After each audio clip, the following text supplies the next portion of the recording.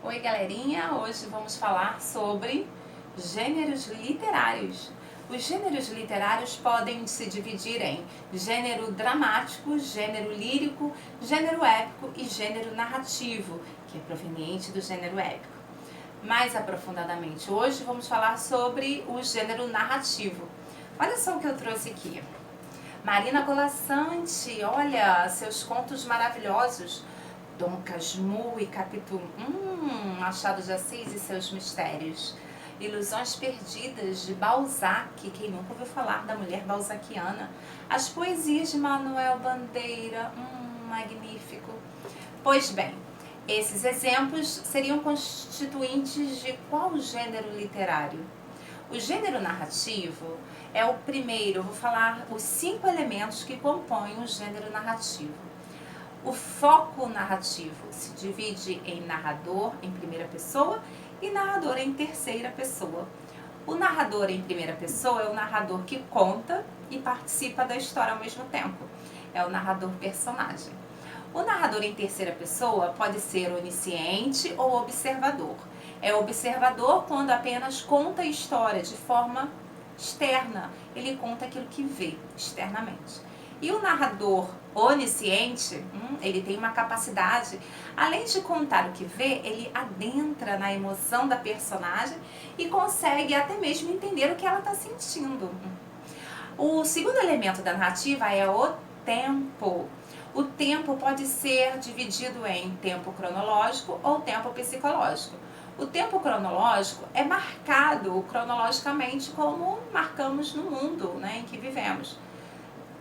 Manhã, tarde, noite, ontem, o hoje, o amanhã e as horas que se passam, as estações da natureza, primavera ou verão, identificáveis na narrativa. O tempo psicológico é um pouco mais complexo. Para conseguir entender o tempo psicológico, às vezes não dá para fazer uma comparação com o tempo que se passa no mundo em que vivemos. É intensificado pela emoção da personagem, pela maneira como a história é narrada e a intensidade emocional e a carga emotiva na hora, né? Bom, o lugar é dividido em lugar, um espaço onde a história acontece, que pode ser real ou um espaço imaginário. É uma cidade, uma metrópole, possível de ser representada, né, no mundo em que habitamos. Agora, imagine uma montanha flutuante, um espaço imaginário. O outro elemento da narrativa que nós poderíamos falar é o enredo. O enredo se divide em introdução, quando as personagens são apresentadas, né, suas características, de onde vêm, quantos anos têm, como se apresentam na história, né? E o desenvolvimento da história acontece no momento em que as intrigas aparecem, as complicações, né, os conflitos, e ali começa toda a trama. Como isso vai se desenrolar, vai depender do potencial desse escritor. Há um momento auge, que chamamos de clímax, quando a história atinge uma carga emotiva muito grande. É o momento que a gente dá uma gargalhada, ou que a gente chora, ou que a gente ri, ou que a gente, né, se emociona. No meio do cinema, né? Interessante. E no final dessa narrativa, nós consideramos como desenlace o momento em que a história e a trama terminam, os conflitos se encerram, né? E toda a problemática, né, se vê resolvida ali. É o desenlace, o desfecho, né, o fim da história. Bom, esses elementos da narrativa, né, são os principais. Encontramos também outras caracterizações para as personagens.